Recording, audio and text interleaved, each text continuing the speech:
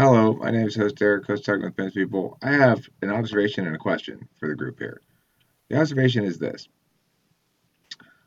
Jordan Peterson has officially fully arrived as a identity on the cultural landscape. I was on Google News today, and The Atlantic had a cover story about why people don't listen to Jordan Peterson, or like why aren't they hearing him, or why aren't they hearing what he actually says, even though they're listening to him, or something like that. So obviously, it's possible for fully developed ideation to work as a as something on the national stage. So my question is, how can I ride those coattails?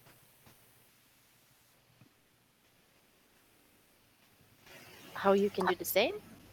Well, he's setting Yeah, the how can he stage. do Jordan Peterson better than Jordan Peterson? He's setting the stage for something that hasn't historically attained a high level of consciousness across the culture wide. Meta rationalism isn't typically something that draws people's attention, but he's successfully established himself as a cultural icon who is not dumbing shit down.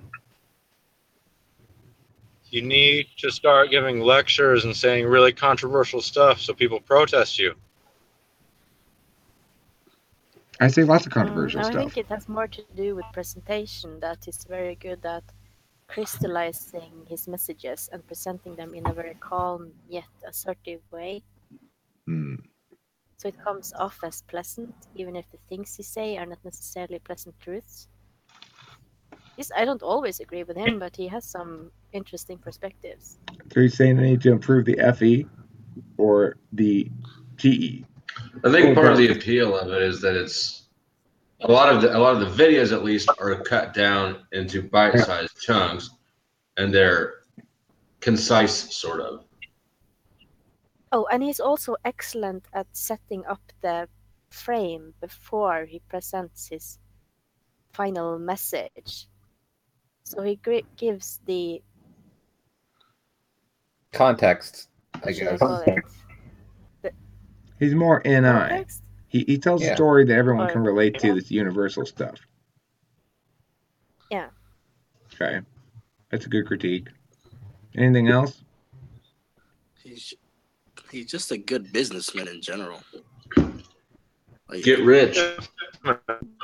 Conflating postmodernism and communism.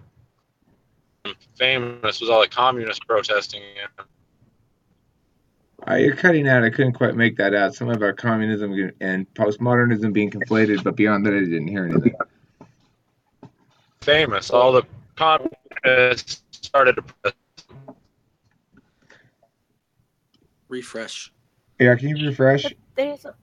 No, not you. You're good. There's also videos made on him about his body language and his speech pattern, and pretty much it has a lot to do with presentation, but such a way that people will listen. Okay, Yeah. so I need to present information in a way Well, that's... no, the thing is, it's not so much that he's a good businessman, it's that he's actually a good performer. He presents in such a way which makes people want to listen. Okay. Yeah, he's putting on a performance when he speaks.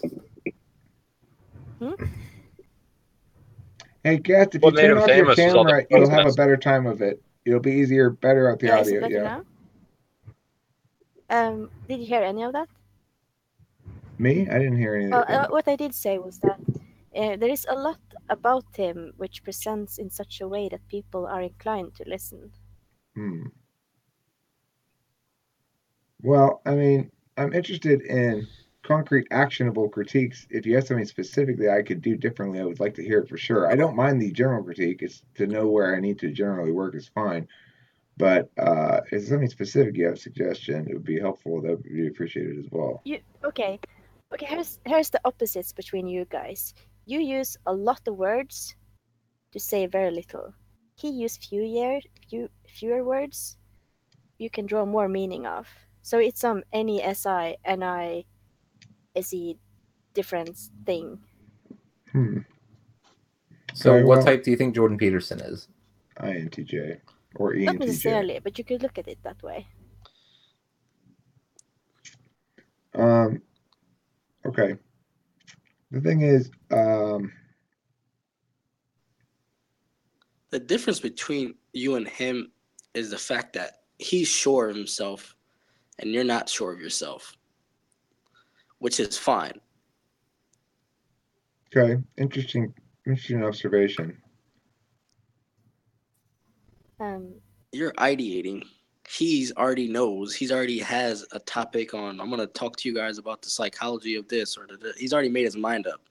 You are literally bringing it to the group, and you're saying, "Here's some TI shit, and I want the group, and I want to see what the group thinks about it as well." I'm testing my internal logic against the group. He's taking objective TE, and he's very finely trained. I hear them, but I actually hearing like a fiddle player play music directly from from written music, and it's perfect. And there's a chaotic element that I think makes Audra, you're cutting out a lot, Audra.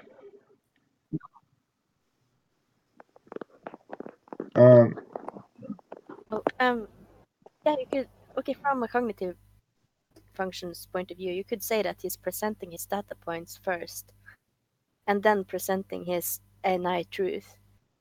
Well, I mean, So what I would point out is I came with a TE question, and I'm getting a lot of TI answers. I'm asking you, how can I exploit this opening in the I really shouldn't, but I start in the media landscape in a way that notes this thing that's a reality that wasn't before. Well, I'm making this video right now as part of what I'm doing about it. I think that, I mean, from the hip, I think your video titles are not clickbaity enough. That's good. That's a good, helpful piece of advice. You title videos in a very SI manner so that you know exactly what's in them, but they're not clickbaity at all, really. Some of them are, but by and large, your default titling method is not to clickbait. It's to it's to filing them. It's to convey information about the video, right? About the contents, yeah. Well, it's certainly something I'll try to work on. I'm invested in it. I wouldn't say that I'm not. Yeah, Eric. Basically, he's saying you have to be more viral. There's just you have to give people an infection. Two different mediums, man. You can do a bunch of different little bullshit things that are easy intro music and. Well, I mean, what I'm getting at though is Jordan Peterson. Well, yeah, you wouldn't want to make a video linking yourself to Jordan Peterson. That would be one good thing, as was just suggested by. I do. I have on many occasions, but the point is, and this is going to be one of them. Here's the thing: if Jordan Peterson were to run for president right now, he'd be positioned where I'd love to be positioned sometime in the next year, which is to say he'd have a fairly large group of people who believe he's most qualified because he's the smartest and the most intelligent about understanding things. I would like to be in that position. And what I'm saying is he's Canadian. He can't run for president.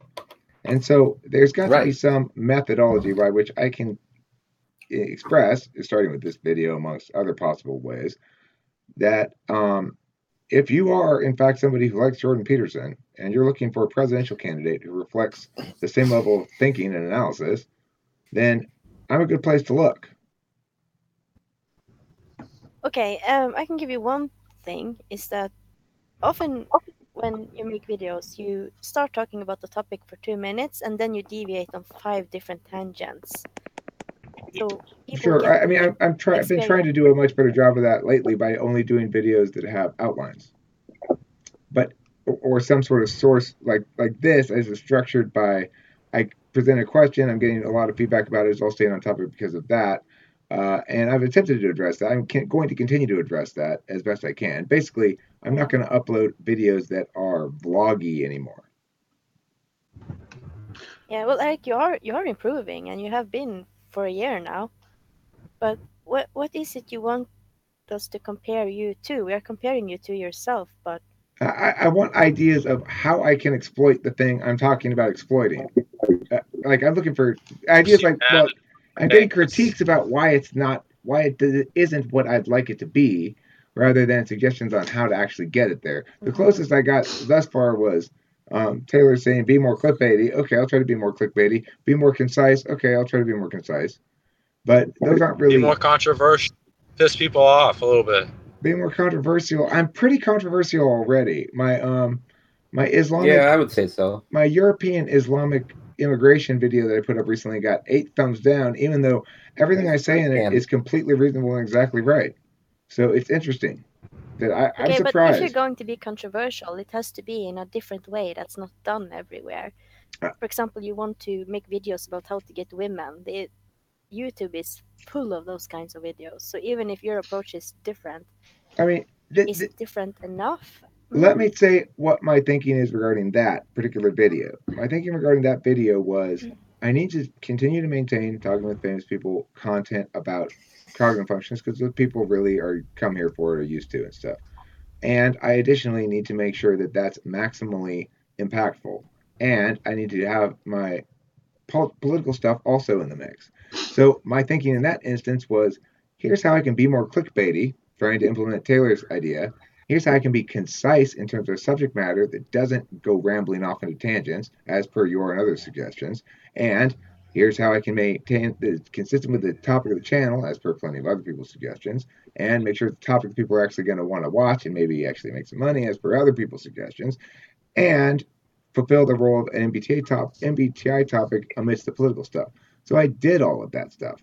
Now, you're saying you think that's a poor choice because it's not distinct enough from other stuff on YouTube. But you see, there are so many criteria of which it has to attain efficacy, those inevitably conflict.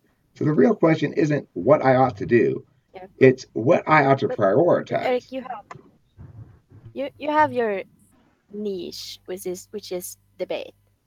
How can you link that into society in a way which would be interesting to any random person?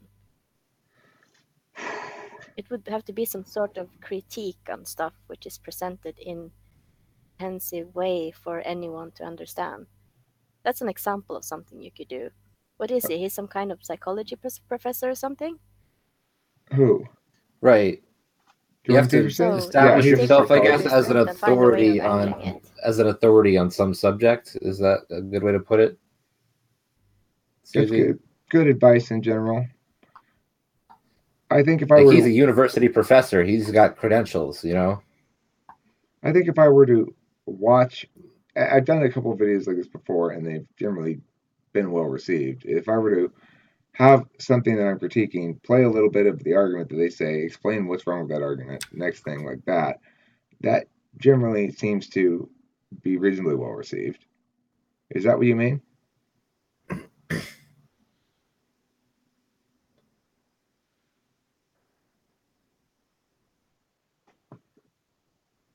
So you just start regularly critiquing different people, I guess, is something you could do. Just have a series. Okay, so keeping in mind, of course, that there's a limited amount of time to do anything, is that what ought to be done as a priority over other things? Sure, it's a good idea in and of itself, but is it what ought to be prioritized? And if not, what ought to be prioritized?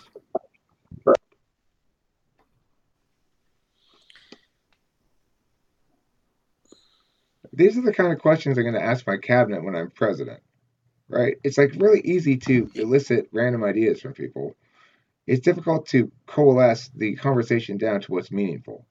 And I think that that's the problem with probably most presidents, is they don't understand how to analyze the process of what it is they're doing. So right now I'm trying to do a good job of demonstrating that about my own candidacy and my own understanding of myself as a media figure and as a potential earner from media stuff, right? It's a challenge because there's so many possible things one might do to maximize impacts from a given existing platform like this, and so little clarity about what the precisely right way to go is, and so much of a need for me to decide on a right path or a clear message that I consistently can apply that gives me enough room to be variable, but is enough consistency to be branded. Hey, Eric, I got to go in a second, but I want to sort of throw this out. I think that you could, this format right here, this basically open forum format, is not conducive to staying on topic for a structured video. I think that if you want videos where you have a bunch of people putting their input, that's one thing. But if you when you come into the room and you've got your outline, and then it's welcome, people are welcome to comment or come out or give their opinions. That distracts from the topic. So I think that if I were you, if I had a topic and I had an outline I wanted to get through, I would maybe choose one or two people intentionally who you want to be in that topic if you think they're relevant. I do think that you focus better when you've got at least one other person to converse with instead of just talking to the computer. But I think that I would not come in topic video and have it just open forum so anybody can come in or leave or make whatever noise they want. Okay. In this instance, this video is different than most. I'm not sure I'm going to upload it, but the point of this video is to both get people thinking about this connection, the viewers, I mean, if I were to upload it, and also to actually find out if you guys had any good actionable ideas. I like what you're saying there about sort of limiting access to help shape the progression of the video and choosing my people carefully that I'm working with. In other words, somebody's going to be a better broadcasting partner. Like you get two people up in a sports booth, it depends which two people they are. And also the people you choose to include should be informed ahead of time so they are prepared to speak about the actual topic. It's less likely to deviate into something else then. Okay. Well, I was about to say. Go ahead. Even to a small degree, not just like surprise being like, hey, let's talk about this and you want to come? Okay. So if what I'm hearing is basically this, let me summarize the takeaway. That are inclined to have a battle of wills if there isn't a kind of shared purpose prior to the filming. Okay, so let me summarize the takeaway. Continue making videos that are structured with outlines organized in that fashion. Try to be concise. To the extent that I'm going to emulate Jordan Peterson, I ought to additionally use an NI framing in which I'm telling stories that are relatable to those people rather than using examples from my life or being particularly dry in the presentation and extracting from it the humanity of things, as I sometimes do. Additionally, I should, when doing those videos that are based on an outline, work with one or two people in the room with me, as it gives me a more alive feel, and I'm more engaging with an audience to know that there are other people in the room engaging with me about the ideas, but make sure that I handpick those, give them time to prep it, and that we discuss the topic as prepped people would, thereby creating a better video and controlling the tendency towards tangentialism. Anything I missed? Here's my opinion. I think you're good at debating. You need to actually debate. I don't know how, but you actually need to debate against. You need to get some kind of exposure to someone semi-important and then fucking destroy them. Well, I did with the distributist. Like, this medium is not going to get you anywhere, really. Like, if I could debate Ben Shapiro, that would get me somewhere. But, yeah, destroy like Ben Shapiro or something. It's over, and then you're gonna have like all this content. And they're gonna be like, "Who the fuck is this dude?" Like, this is just like your lake of SI. That's just like once you do blow up, people are gonna be like, "Oh shit, who's this guy?" And then you have like 1 trillion videos. Well, the thing is, ideating for years. I schooled the fuck out of the distributist, but he only had 8,000 subscribers. So I'm not sure if that does me much good or not. See you later, Taylor. It does if you keep positioning yourself as better than these other people, you know. And if you can bring on more people. Well, I mean, here's the other thing: is I don't know how effective that approach necessarily is on an FE level. Well, I know I can defeat Ben Shapiro because he's full of wrongness. Well, I know Sam Harris isn't really saying anything, and I see through his bullshit. I don't think Jordan Peterson and I would find much to disagree about, although we might. And if we did, I'm confident I'd win the argument. Regardless, if I go into places and say, your hero person here that you guys all watch and listen to is the emperor has no clothes over here as well, then people aren't going to like me for that. They're going to think I'm some sort of villain. I suspect, although I don't really know how the FE works on shit like that. It'll still get you publicity, though. That's the point. Yes. All publicity is good publicity. I would consider the FE idea with regards to the idea of an amicable debate. I mean, I can amicably school the shit out of somebody. Well, yeah, see, I think you do get caught up in the know that they lost that, and I understand that, but I didn't with the distributist. Right. I mean, it can go both ways, but just as far as this particular question is concerned, I think that is more palatable to.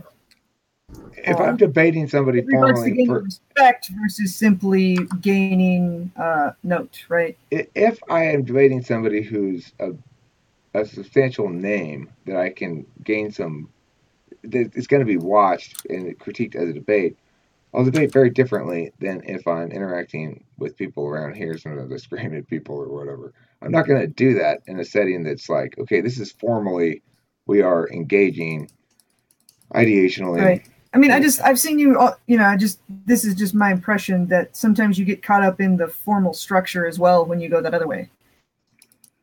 Well, I mean, slightly softened version of that. What happened with the distributist? Super formal debate. What happened with the distributist is, again, and this is going to be pretty consistently the problem, is I did call him out on some stuff, but it was basic stuff like, you're not responding to what I'm saying, you're strawmanning me, you're ignoring me. It wasn't as formal as it needs to get. I don't need to have timed whatever. I can successfully parse away wrongness in whatever form is presented to me.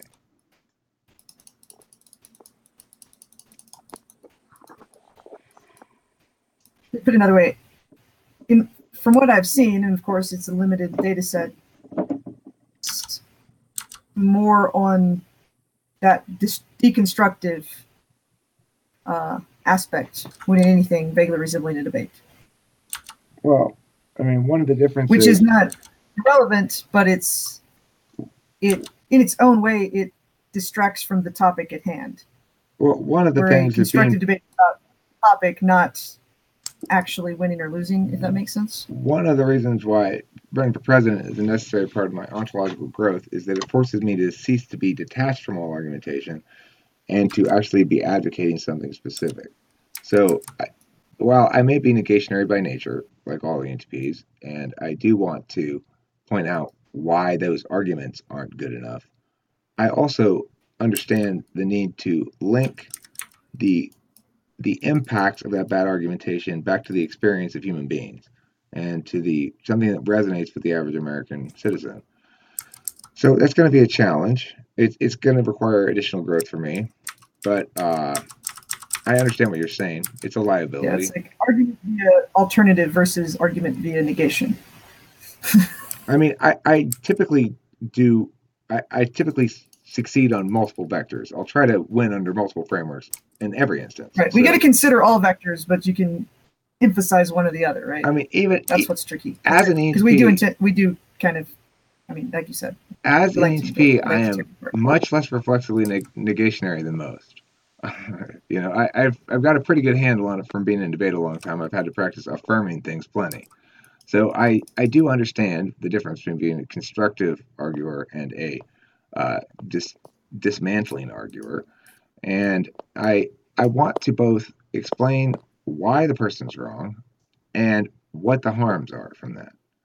So, to the extent that I can, I additionally want to explain why it's more important that they do things the right way and be smart enough to understand why they're wrong than it is to advocate this position or that position. It's one of my core advocacies here, and it stresses that with proper deliberative processes where people are required to defend their arguments and they are compelled to be consistent in framings and to address framework, not just pretend it doesn't exist like it happens in the status quo, that good decisions will be made because bad ideas won't be able to survive. I think when you put it that way, you actually could be doing something that nobody else does, which is actually offering constructive criticism of things that people say. Because if you look all over YouTube, you'll see critiques and, Ben Shapiro versus whoever on the Ben Shapiro show, but you'll never see constructive critique in any title of any video. Right. I want to explain that, it's not, we got to stop the whole division along groups. I was thinking the other day, there's 4 ways that American politics is determined as far as legitimacy. One is a resonance with the candidate and no real resonance with any policies. One is resonance with FE stuff, validation across groups, that you seem to validate with the most kinds of people. That is to say, you make the fewest mistakes, basically. And then the third way is, well, you're logically sound. In other words, you're a libertarian, basically. And then the fourth way is efficaciousness. And efficaciousness doesn't really get represented much in American politics because the people who are the most efficaciously minded typically have FE deficits that cause them not to get validated in the validation area. So I should be able to most easily access the logically consistent and efficacious group and say, look, I do want to be logically consistent, but I'm pragmatic in my basic approach. I want to acknowledge that as president, one has certain actions one can do and certain ones that one can't, and I want to pick low-hanging fruit. I want the meta frame to be efficacious. That is to say, I'll pick the battles I can win that are going to have the most impact. I'm going to address things that matter to the extent that I have capital I have to expend to accomplish things. And instead of building capital with the things I'm accomplishing, I'll choose those very carefully. And in that meta framework, I'm going to be very effectiveness minded, while in the articulation or the deliberation of specific policy issues, I plan to be very TI minded while considering things like FE validation as a means of determining the amount of capital that's being spent. In that way, kind of avoiding some of the conflicts, accomplishing things, doing good work without being ideologically driven.